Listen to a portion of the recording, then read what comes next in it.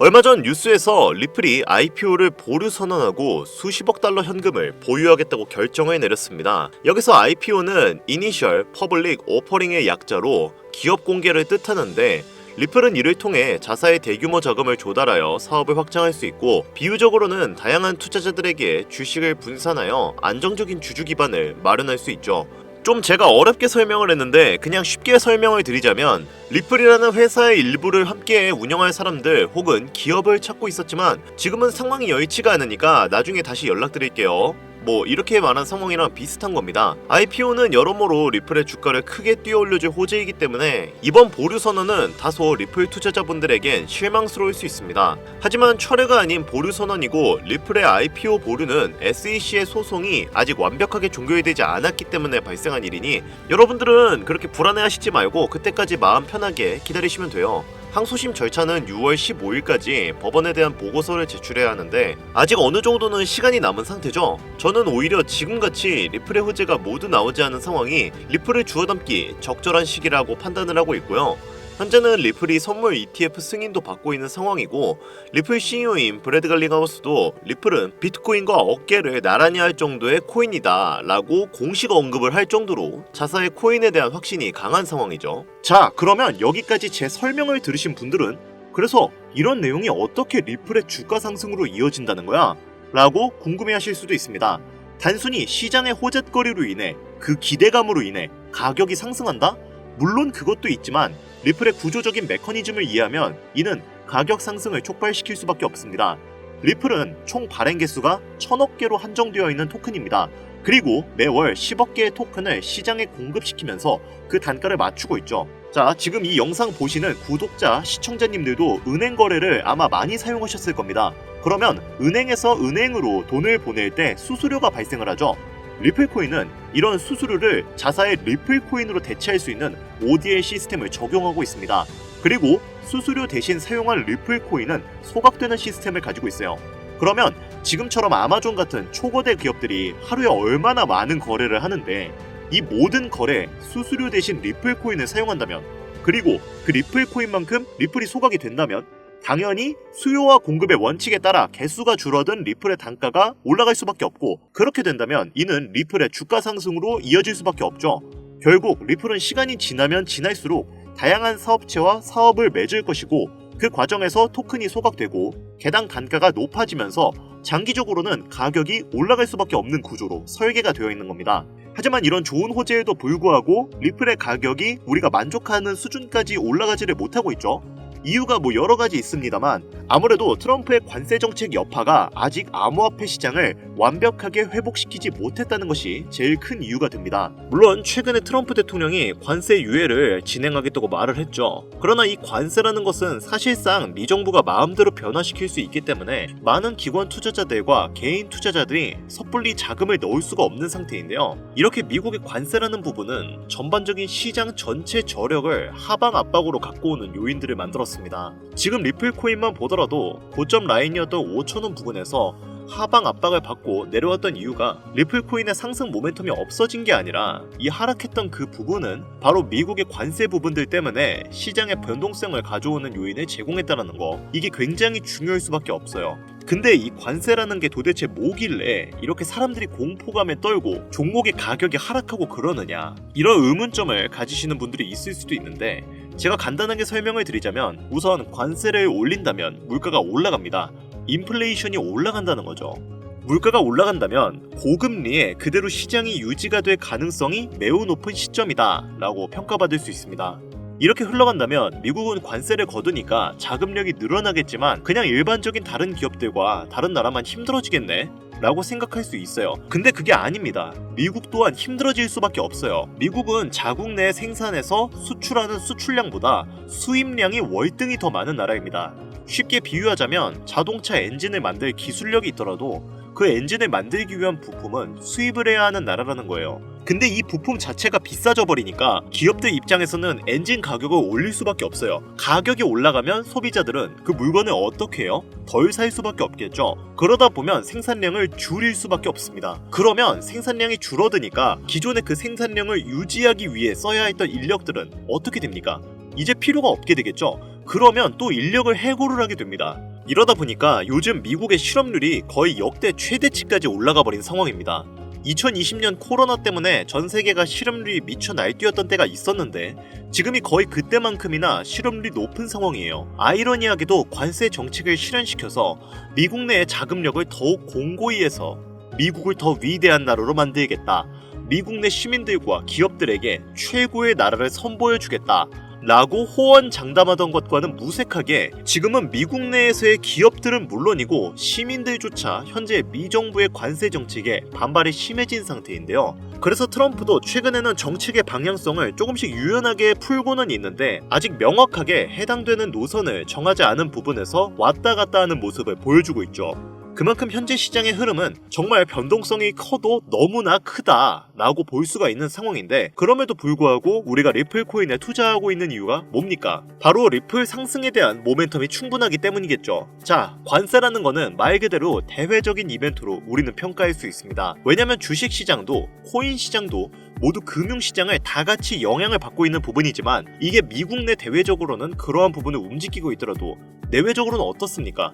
SEC가 코인의 시장에 압박했던 부분들을 하나씩 풀면서 리플과도 이제는 완벽하게 법적 리스크를 해소하게 되었는데 이 부분이 갖고 오는 리플의 상승에 대한 모멘텀이 추가적으로 나와주고 있죠. 우선 리플 코인이 갖고 있는 상승 모멘텀 뭐가 있습니까? CBDC라는 디지털 화폐의 중추적인 역할을 하고 있다. 두 번째로 이 스테이블 코인 관련해서 요즘 굉장히 이슈가 크게 되고 있죠. 달러와 1대1로 연동된다. 이걸로 끝나는 게 아니라 미국이란 나라는 달러를 더욱 강하게 만들어야 되는 나라입니다. 왜? 달러를 발행하는 기축통화국이기 때문에 달러가 강해져야 그들의 나라 힘도 강해지기 때문이죠. 그래서 스테이블 코인을 꼭 집어서 우리는 달러와 함께 스테이블 코인을 가져가야만 우리 달러가 살 수 있다라고 트럼프가 공식 언급을 했죠. 세 번째로 뭐가 있습니까? IPO 그리고 ETF가 있습니다. 그런데 이 두 가지는 SEC가 승인을 해줘야지 가능한 부분이죠. 그래서 최근에 SEC와 법적 리스크가 해소가 된 리플이 바로 이 부분의 상승 모멘텀을 추가적으로 가져갈 가능성이 매우 높다. 이렇게 평가할 수가 있는 것이고 이러한 부분이 우리가 대략적으로 알고 있는 리플 코인의 모멘텀입니다. 정리하자면 미국이라는 나라의 관세 부분 때문에 흔들리는 것은 충분하지만 그에 대한 모멘텀이 변동이 없다. 당연히 시장에서는 이 모멘텀을 그대로 믿고 투자하는 관점들이 더욱더 커질 수밖에 없겠죠. 일반적으로 우리가 투자하는 것은 금융시장입니다. 정치, 경제, 사회 이 모든 부분이 다 포함되어 있기 때문에 대외적인 이벤트에도 큰 영향을 받고 있지만 그에 대한 모멘텀이 변동이 없다면 리플의 성장 가능성은 무한할 것이고 그로 인한 리플의 가격 상승 역시 매우 높을 것으로 전망이 된다는 거죠. 그렇다면 우리에게 가장 중요한 건 무엇이냐? 앞서서 제가 말씀드린 대로 2분기 넘어서 리플의 현물 ETF와 스위프트와의 통합 그리고 RWA 등 리플의 성장을 도와줄 호재거리만 가득 남아있는 지금 그나마 리플의 가격이 낮게 책정되어 있는 현재 시점에 리플을 더욱더 담아둬야 된다는 거죠. 그런데 이쯤 되면 우리 투자자들은 한 가지 의문을 가집니다. 당장 2배 정도 수익을 본다고 해서 우리 인생이 크게 달라질 수 있을까? 대한민국 평균 투자금액 지표를 보면 1천만 원을 넘게 투자하는 경우가 많지가 않습니다. 당연하게도 그 이유는 수익을 보기 위해 감당하는 리스크가 너무 강하기 때문이죠. 한국 투자자 대부분이 1천만 원 이하가량을 투자하고 있기에 XRP가 6천 원까지 올라간다고 한들 여러분들이 만족할 만한 수익은 아닐 것이라 생각이 됩니다. 그렇다고 투자금을 늘리기엔 부담이 되시거나 리스크가 어느 정도 분명 존재하기 때문에 지금부턴 소액의 투자금으로 소액! 이거 아주 중요한 부분이죠. 투자금을 안전하고 확실하게 불려 남부럽지 않은 투자금을 만들고 싶으신 분들께서는 지금 이 시대에 가장 큰 이목을 받고 있고 3세대 페트로달러 시스템에 이어 4세대 전략적 비축 자산물의 요동치는 새로운 자본시장에 우리는 지금 가장 큰 이목을 받고 있는 관세에 집중해야 한다는 겁니다. 지금부터는 우리가 이 시스템을 어떻게 활용을 해야 소액의 투자금을 어떻게 운용을 하고 많은 자산을 만들어 그 자산으로 인하여 리플 코인을 많이 담아둘 수 있는지 지금부터 상세하게 하나하나 설명드릴 테니까요. 지금부터 하나도 놓치지 말고 끝까지 집중해서 큰 수익 받아가시길 바랍니다. 자, 관세 전쟁으로 인해 리플을 포함한 수많은 코인들이 하락과 조정을 반복하면서 계속해서 투자 심리를 위축시켰는데 이런 시장 속에서도 거의 몇십 퍼센트, 몇백 퍼센트씩 폭등하는 그런 코인들이 있죠. 대표적으로는 아르고 코인, 가스 코인 등이 있는데요. 각각 하루 만에 약 50%와 30% 정도씩 폭등을 했었습니다. 아르고 코인은 NFT 프로젝트의 일환인 알파쿼크와의 생태계 통합을 발표하면서 하우스 파티 프로토콜 발행 계획을 밝히고 그로 인한 투자 기대감을 높여 가격이 급등을 했습니다. 반면에 가스코인은 중국의 이더리움이라 불리는 네오 블록체인과의 연계점이 있고 이 네오 체인의 블록체인 활동이 활발해지면서 같이 폭등을 했죠. 이 둘의 공통점은 생태계의 통합 및 파트너십의 발표로 인한 연쇄작용 폭등 관계인데요.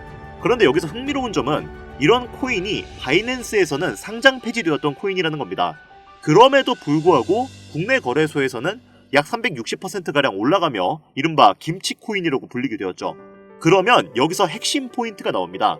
관세 전쟁의 여파로 인해 경쟁력이 떨어진다 판단된 코인이 다른 생태계와 프로토콜에 합병이 되면서 수백 퍼센트 올라간다는 건 이미 실제 사례로 증명이 되었죠.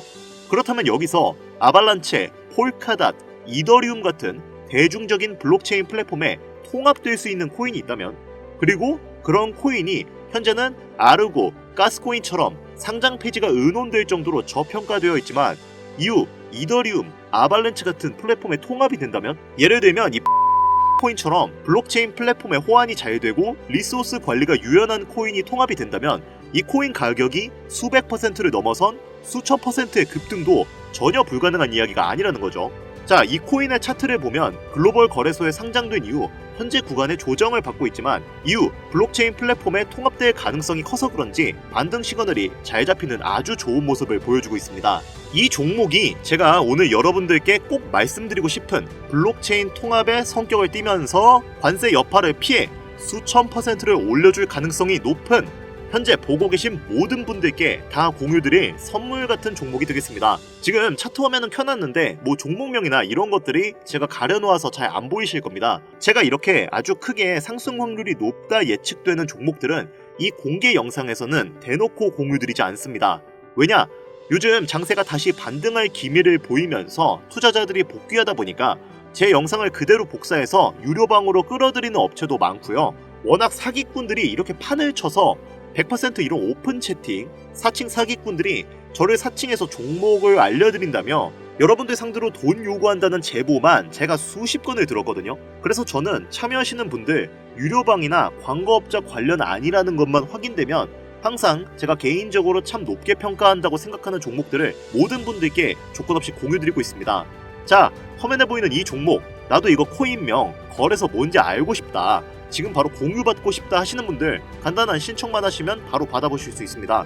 그동안 신청해보신 분들은 아시죠? 지금 잡아야 할 관세 여파를 피해 수백 퍼센트, 수천 퍼센트씩 급등할 것으로 기대되는 그 코인 종목 신청 방법 지금부터 알려드리겠습니다. 잘 따라오세요. 화면에 번호가 하나 보이실 거예요. 이 번호는 제 개인 번호인데 저한테 문자를 하나 보내주시면 제가 유료방 업자인지 광고 업자인지 그 여부를 확인할 수 있기 때문에 저한테 문자를 하나 보내주시면 제가 검수 후에 종목을 공유해드리도록 하겠습니다. 번호는 010-8320-2240입니다. 이 번호로 다른 글자 쓰지 마시고 관세라고 적어서 보내주시면 이 관세 전쟁으로 인해 힘든 장 속에서도 여러분들에게 수익으로 보답해줄 수 있는 가능성이 높은 이 종목 공유해드리도록 하겠습니다. 화면이 작아서 안 보이실 수 있으니까 다시 한번 불러드릴게요. 010-8320-2240 위 번호로 관세라고 적어서 보내주시면 제가 찾아온 이 종목 한 분도 빠짐없이 구독자, 시청자님들에게 공유해드릴 테니까요.